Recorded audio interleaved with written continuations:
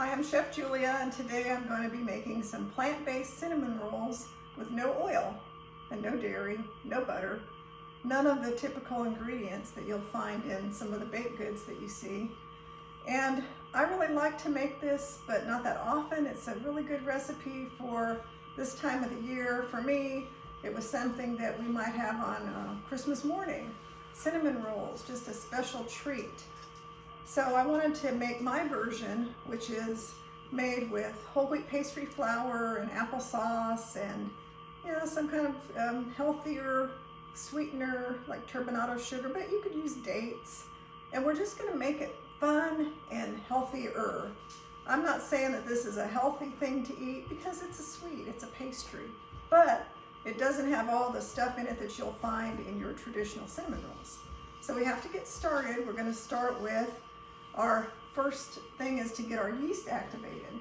So I'm gonna take some milk, almond milk, and I'm gonna warm it in the pan. So I'm using just one of my favorite almond milks, which is this brand, Califia, I think. And it's 3/4 of a cup. And I'm going to get the yeast dissolved in it. Let me make sure that was the right amount. Got my little recipe handy here. Yeah, 3/4 of a cup. And always measure, when you're measuring, you should hold your measuring cup up at eye level, because if you look at it from down below, it may look like less or more. So look at it from eye level. I'm gonna turn my gas burner on, and now I'm gonna watch it very closely because we only want to get this to 110 degrees. And I have my handy thermometer. 110 degrees does not take very long. And one thing I learned at 5 o'clock this morning when I made my test batch of these cinnamon rolls was I got the almond milk up too hot, and then I had to cool it down, and it took forever. So I thought, I'm not going to make that mistake when I'm actually doing this real video. So let's talk about our yeast while the milk is heating up. And also another thing I did this morning when I tested my rolls, because I hadn't made them in a long time, and I wanted them to turn out good. And also I wanted to have some ready before the video because, you know, we're not going to have time to watch them bake. So here are the ones I made this morning, and you know, they can't wait to eat one. And they smell delicious and they look okay, but I made a couple mistakes, so we're not going to make those mistakes now. I learned. So here it is heating up, and what I'm going to do is I'm going to stir it around, and I am going to test it right now, because in that quick amount of time, I betcha it's, oh, there it goes. It's not quite. There's a little herb in my milk that I don't want to get a piece of cilantro. Why that's in there, I don't know, but got it out of there. All right, so I'm gonna let it heat just another second because it's not quite at 110, and I want it right at 110, and I have my handy thermopen, which is an instant read thermometer. No guessing, you know, it's there, but this milk can go from, you know, 105 to 125 in no time at all. We don't want it to get that hot. Okay, I think it's pretty good. And so there we go. It's at 110. That quick. Get this put up. And now we're going to sprinkle our yeast on it. How about if I turn the flame off so that I don't put my hand on the hot flame? Okay, so there's instant yeast, and then there is active dry yeast. Well, instant yeast is not what we need to be using for this.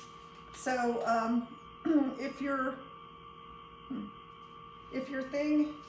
yeast says it's instant, use it for another thing. Get my scissors,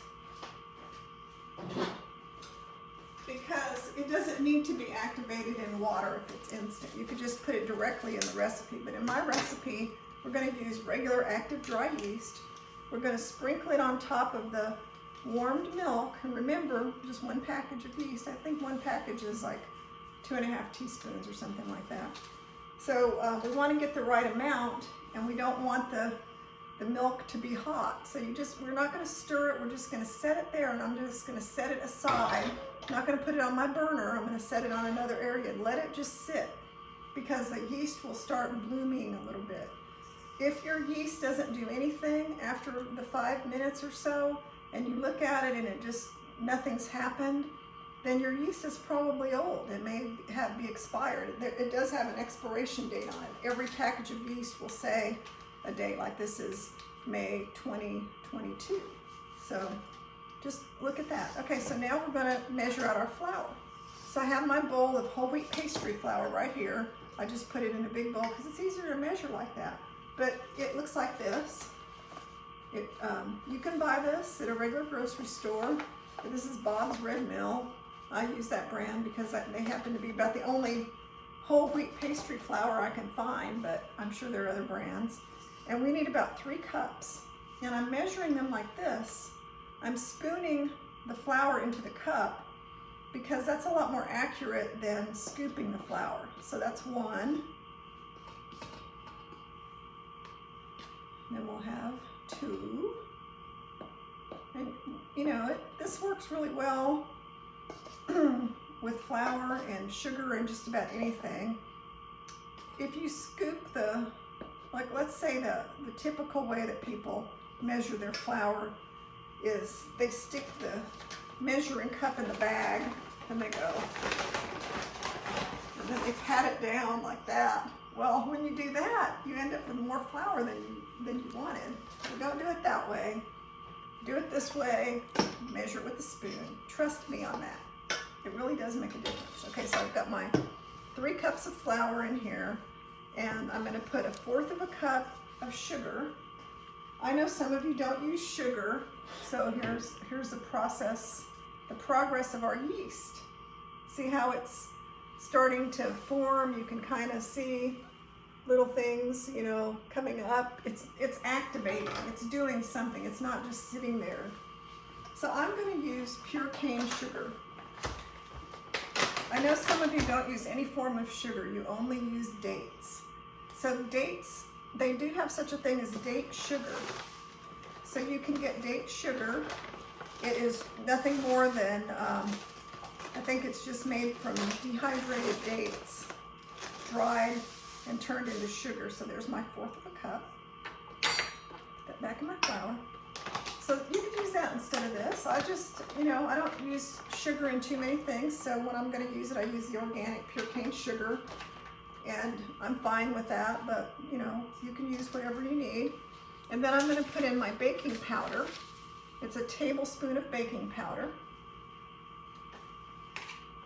And the container of baking powder makes it really easy.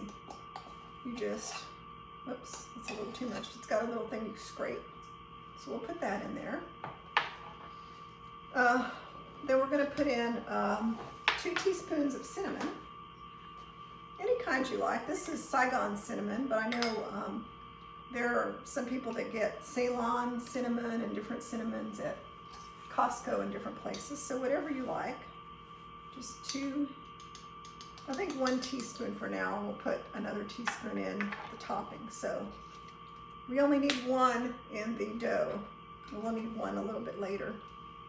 Then we're going to put in 1/4 teaspoon of salt.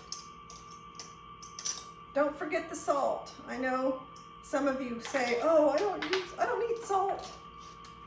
Okay, well, I don't put a lot of salt in my food either, but I'm telling you, if you don't put salt in your baked goods, it's not good. They need some salt. Okay, and then we're gonna mix it up. So I'm getting it all over myself too. I'm not using any kind of fancy sifter or flour thing, you know, to mix the flour up. I'm just using a whisk, and that works really well. You don't really need more than that. That will work just fine. But we want to make sure that we mix up all these ingredients, because you don't want to have a clump of baking powder and salt when you bite into your cinnamon roll. You want it to be mixed in well. So we'll give this a really good mix. Okay, then what we're going to do is we're going to add the yeast and the applesauce in this recipe into our flour mixture. So I'm going to be adding 6 tablespoons of applesauce. Now applesauce comes in these nice little almost 4-ounce containers. And so a 4-ounce container is half a cup. There are 4 tablespoons in half a cup. So if we put 1 whole container in here, that's 4 tablespoons. And we can kind of scrape out the remaining part to not waste any. And then we just need to put in 2 more tablespoons. Now the remaining couple tablespoons we'll use in our filling, so it's not going to go to waste. Okay, thank you, applesauce, for dripping all over me. When I opened the applesauce, it kind of popped out. Never fails. I can't stay clean.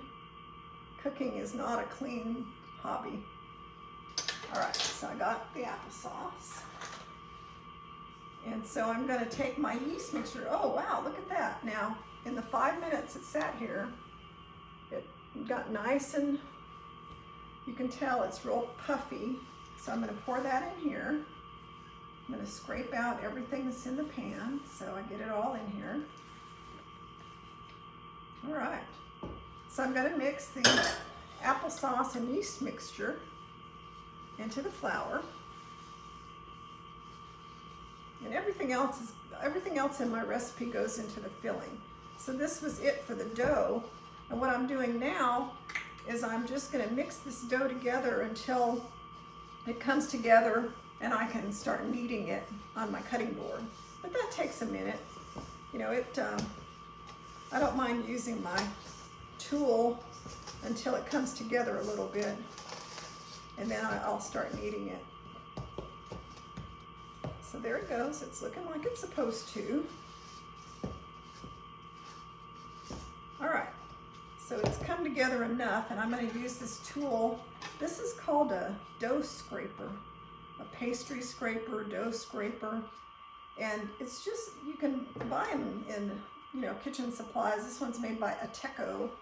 And it's really nice because you can scrape the flour from the side of the bowl. Because without this, it's really hard to use a spoon to scrape flour out of a bowl. So what I'm going to do is I'm going to put some flour on my board. Because remember, I have to knead this. I need to knead it about 15 to 20 times. So first of all, I have to get it to a state where I can actually knead it. Right now it's really wet, so I can't really touch it without my hands getting really doughy. So I'm going to add some more flour because obviously it needs a little bit more, and I'm going to just try to form a nice dough with it. So see how I'm kind of turning it and kneading it that way, but it's still kind of sticky, so that tells me that I need to, you know, turn it around and add a little more flour. Now there's a kind of a thing where you don't want to add too much flour, because if you add more flour than necessary, your dough will get tough. So we don't want to just add a huge amount of flour, but have your flour bowl handy like mine is, because that way you can add as much as you need, but not too much. And see, it's still kind of sticking to my board. So as long as it's sticking, I'm going to knead it until it forms into a dough. And I can just feel it with my hands that it's coming together. And you know, the thing about making dough and, you know, anything pastry is following a recipe is great and everything, but recipes never can account for other things going on. Like, you know, flour is sensitive to temperature, weather changes, humidity, and different things going on, the temperature of your hands. So if a recipe calls for a certain amount of flour, usually there's some leeway, there's some give between what it tells you have to have and what you actually use. It's not ever exactly 5 cups of flour, because 5 cups of flour may not be enough, and it could be the way you measured it. It could be a lot of variables. And so you see how my dough is finally coming together and starting to look like dough? And that's what I wanted. I want to get all the dough off of this cutting board, because I'm going to have to roll this out and I don't want it to be sticky. So I think that's about all the kneading that it needs. Kneading, get it? All right, so one more flouring of it because it's still a little wet, but you know, it's the kind of, the fact that it doesn't have your typical ingredients that sometimes it makes our whole food plant-based dough harder to work with. So, but it's pretty good now.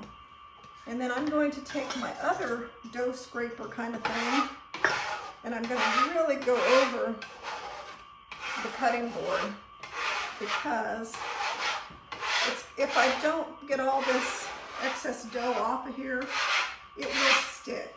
I just know that from experience, and I don't want it to stick because that's a big pain. So I'm going to flour my board quite well, the whole thing, because I have to roll this out. And I'm going to roll it out, and I'm going to wash my hands a little bit because they're covered with dough. It's kind of hard to do anything when you're completely covered like that.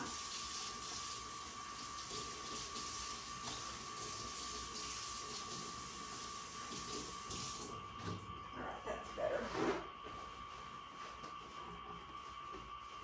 So what I'm going to do is I'm going to roll the dough until it's about a 9 by 13-ish rectangle. So I have my cutting board, my rolling pin and my cutting board, and let me move this out of the way. And I'm also going to put flour on my rolling pin, okay? If your rolling pin is sticky, it's not going to roll. So I know I want it about 9 inches wide, and then I'm going to keep rolling it this way until it is about 13 inches long. And if it starts sticking like that to your rolling pin, you just put some flour on your rolling pin and kind of knock that off, because if you leave it on there, your rolling pin is going to stick to your dough, and you don't want that. So it's just one of the things you deal with when you're dealing with any kind of dough. It's one of those things that the more you do it, the better at it you get. And obviously I don't do it a lot because I'm not that great at it, because I don't do a lot of baking. You know, I baked a lot for my kids when they were growing up. You know, I made a lot of sweets and things for them. I'm also making sure that my dough is not sticking to the cutting board by kind of lifting up the edges, because when I start to roll it, if it's all stuck to my cutting board, it's not going to roll. So that's why I was kind of looking at the edges. So I was the mom. I have 4 children. I have a bunch of grandchildren, 7 of them. One of them is here today assisting me. And, I used to bake a lot, but now that I follow a healthy, whole food, plant-based way of eating, baking is just not something I do a lot. Although this time of year, I'm kind of baking a lot more than normal. Okay, now, how do we know if it's 9 by 13? Well, I've got my handy dandy measuring tape, so it's almost 14 by, that's by 11. So it's a little bit bigger, but it's fine, it'll work. So now what we're gonna do is I'm just gonna set this aside. So basically I took my dough and I just rolled it out into a rectangle about 10 by 14. Because remember, well, you don't know this, but we're going to end up with about 7 cinnamon rolls, and they're going to be about 2 inches thick. So that's why we needed to roll it out to 14. So now we're going to make the filling, and the filling is made from 4 tablespoons of brown sugar, and I'm going to use this turbinado raw cane sugar. It's kind of, it reminds me of brown sugar. It's kind of, you'll see, it's kind of grainy sugar. And again, if you don't want to use that, you don't have to. You can use date sugar, coconut sugar, anything that appeals to you. So I have the brown sugar in here, and then I'm going to add my 2 tablespoons of applesauce that I have left. Remember, I used 6 tablespoons. So I'm going to use just 2 more. That didn't really use all of it, so we don't want to make this too wet. So we'll have the applesauce. And then I'm going to add a couple tablespoons of raisins. These, I keep them in a jar. Here, this is about a tablespoon. They kind of clump together, so I'm breaking them apart as I go. Okay, so that's about 2 tablespoons. And then I'm just going to mix this together, this filling. Oh, and I'm also going to put some more cinnamon in it. Remember I said we were having 2 teaspoons of cinnamon, but one went into the filling and one went into the dough. So we'll put the other one in here. And we mix this together. I have a spoon right here. So let's say that you didn't want to use sugar. You wanted to use date sugar, which is just dates that have been evaporated, dried. So you could do that. And then you could just mix the dates in with applesauce and raisins and cinnamon. So I have people all the time that say, oh, I don't want to put sugar in anything. So, you know, there are things you can do to substitute your sugar. All right, so now we're going to take this filling and we're going to I just like to put it in different areas on the dough. It's not a lot of filling, so, you know, I know in some cinnamon roll recipes there's a huge amount of filling and it's got all kinds of stuff in it and, you know, tons of sugar, and no, we can't do that. We're not going to do that. We're just going to put a light amount of filling in this particular cinnamon roll recipe because we're trying to cut back on sweet things. So, you know, we can't just really completely fill it with sweet stuff. Get the rest of it out and then I can spread it. And we don't want to make it watery either. We don't want to put a lot of, you know, wet ingredients on our cinnamon rolls, on our dough, and then it's going to, you know, be hard to deal with. And see how some of my raisins clumped up? So I'm going to kind of move them out of the way so they're not all in one place. And I'm leaving an inch border. Okay, and you'll see why that is when I roll it up, because as you roll it, the filling will start to kind of collect toward the middle. And then if you don't spread it out and leave an inch border, the filling will seep out the other end, and we don't want that to happen. So I'm going to rinse my hands off again. Now what I have to do is I have to roll this, and this can get a little tricky. So remember our tool that we use to scrape dough, it also works to help move this. So we want to roll this into a tight roll. And so I'm not going to be in a big hurry. I'm just going to make a little roll, like a jelly roll or whatever you want to call it. And because my dough is a little on the sticky side, just the nature of this dough, it's kind of a sticky dough, you have to kind of take your time. And if it sticks to my board, which it is sticking a little bit, then what I'll do is I'll just use my dough scraper to move it along. My dog is barking.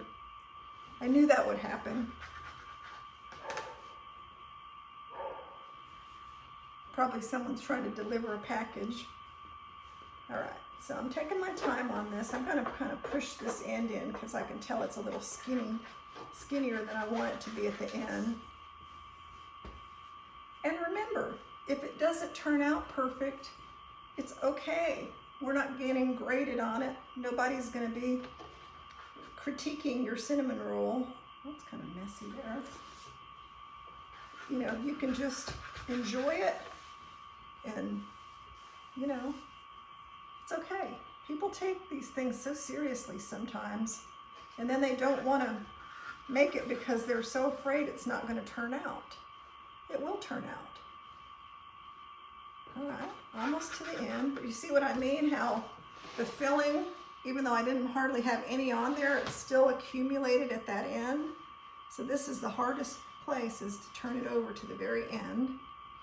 Okay, so there we go. We have our beautiful, and I'm kind of pushing it in because I don't want the ends to be thin and then the middle to be a different size. So this is what you should have. You should have this nice kind of log, you can see it. And then we have to cut it, and we're going to cut it into 2-inch pieces. So how do we know what 2-inch pieces look like? Well, I'll show you in a second, but first I want to show you what we're going to put it in. I have a 9-inch cake pan that I have a piece of parchment paper that fits in the bottom of it. To cut your parchment paper out, all you have to do is lay it out, take a Sharpie or a pen, go around the outside of your pan, cut it, set it in your pan. That's all you have to do. We don't use oil to oil our pan, so that's why we use parchment paper, to avoid the oil. All right, so I told you we were doing 7 rolls. So this turns out to be about 12 inches. So we'll probably have more like 6. So 6 to 7 rolls is usually what we end up with. And 2 inches, so we want them to be 2 inches. So the first one, what I usually do is I use my tool, and that way I know I have one to go by. And then we're going to take our cinnamon rolls and we're going to gently, make sure we can move it, we're going to set it upright in our pan. Okay, so it's like this. Whoops. And then it kind of plopped over because I moved it. So that's okay. It won't do it for all of them. All right, so in each one we do the same thing. You can put either side up. I always look for the prettier side that has some raisins or something because that's what you'll see. And it doesn't have to be perfect. You know, if the piece that you put in there is not exactly 2 inches, it's not the end of the world. Just, you know, get it close because they're all going to expand. You know, they're all going to kind of, you know, the yeast is going to expand on you. So they're not going to look exactly like this. So, you know, again, I'm looking for the pretty side. And that's the side to me that has, where I could see the filling better. So that's 5. So it looks like I will have 7.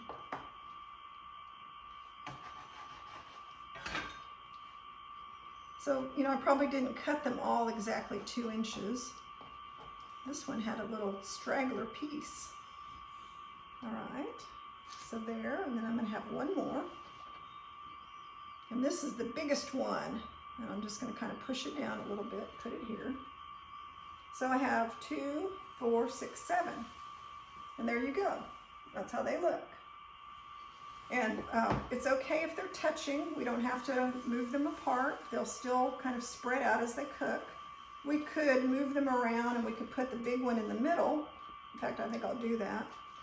So maybe they'll have more room to spread and then they'll all kind of morph together. So let's say we do it this way.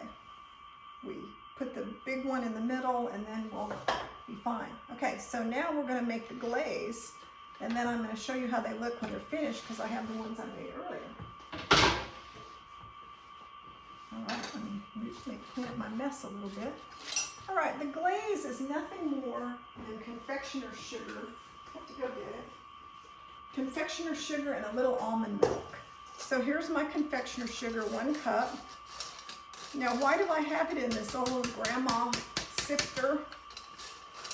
Well, you don't have to have an old grandma sifter. You can use another tool, but trust me, you want to sift your confectioner sugar. And you can just do this. You don't have to go all the way around. The reason you want to sift it is because, look, there's a bunch of balls of confectioner sugar in the bottom of this that didn't even sift, and I don't want those in my frosting. Like here, you can also use something like this. You know, you can put it in here and shake it. That's what I usually use, but I thought it would be fun to get the sifter out, you know, just for fun. So we're gonna put 1 we're going to start with a couple of teaspoons of almond milk, because we don't want this to be like super thin glaze. We want it to have some body to it. And it doesn't take much liquid to make a glaze. You'd be surprised. The recipe for this, the cinnamon rolls, will be here on the video in the notes. So you'll have all the information of anything that I talked about. And see, now I've put a total of 4 teaspoons of almond milk in here. And it still is not really coming together as the texture of glaze, but it's starting to now. But you're much better off using less milk than more, because once you make it too watery, guess what? You can't do anything about it. Well, I guess you could keep adding more sugar. Oh, and the confectioner sugar I used, let me show you. And I'm kind of smashing it down to make it smooth, because I don't want it to have undissolved pieces of confectioner sugar in here. So let's say that you forgot to sift your confectioner sugar. Well, what would happen is it would be lumpy, and you would never get the lumps out. I'm going to put a tiny bit more in here. And you would never get the lumps out of it, and then it would be sad looking when you put it on your cinnamon rolls. You'd have this kind of lumpy thing. Okay, it needs a little bit more. 1 more teaspoon. Oh, and I didn't put these in my oven now because my oven is loud. It makes kind of a loud noise when it's on, and I didn't want that in my background. So when I get off camera, I'm going to put it in the oven, but I have to preheat the oven and everything. So that's why I didn't put them in the oven right away, but they'll be fine sitting here. Okay, so now my glaze is at a point where I can actually put it on the cinnamon rolls. If you wanted to put some lemon in the glaze, like let's say you like lemon glaze on your cinnamon rolls, you could put lemon, we could put vanilla in there, but I'm just using a kind of a plain glaze. And this is the type of sugar that I use. It's an organic powdered sugar. This one is from South America. It has some tapioca starch. You can use it in any recipe that calls for confectioner sugar. So it's from organic cane sugar. Regular confectioner sugar is highly processed. So I'm trying to use something, a little bit better product. I got that at the regular grocery store, kind of a gourmet grocery store in our town. So now I'm going to take the glaze, and I'm just going to keep putting it on the cinnamon rolls. And we could just like spread it over them, but I'm kind of putting it in a little design instead of just pouring it all on there. If you hear some snoring in the background, it's my dog, my 2 boxers. They're my cooking companions, and they're over there just snoring away. They're almost 10 years old, and they're, you know, kind of getting to be old men, but, you know, they follow me everywhere, so I'm not going to kick them out. And it turns out that my cooking classroom here, this room, it's a room that we had designed for my cooking classes. This is their favorite room, okay?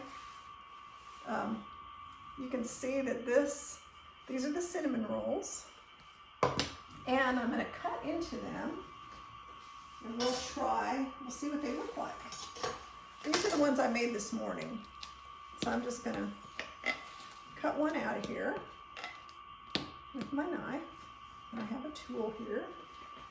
I have a plate, and I can put it on.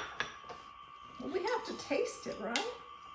We have to make sure that it tastes as good as it looks, because it looks good. All right. So what you can see on this is, you can see how nice the pastry part, you know, it's moist and it's got the brown sugar and stuff through it. I'm gonna get a fork.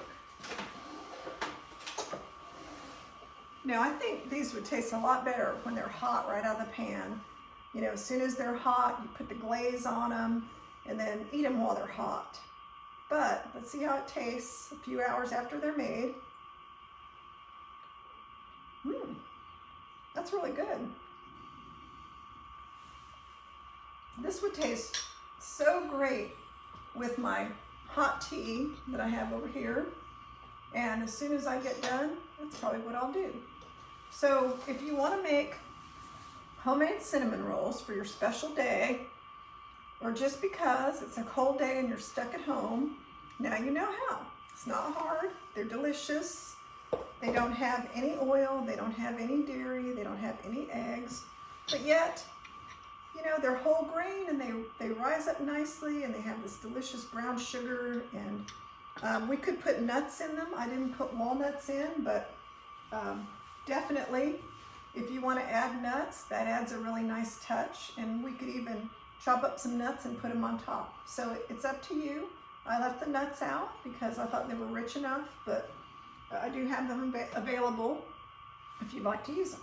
So again, subscribe to my channel, share this with your friends, and I hope you make the cinnamon rolls. And if you do, let me know. I'd love to see your cinnamon rolls. So thanks for watching. Bye-bye.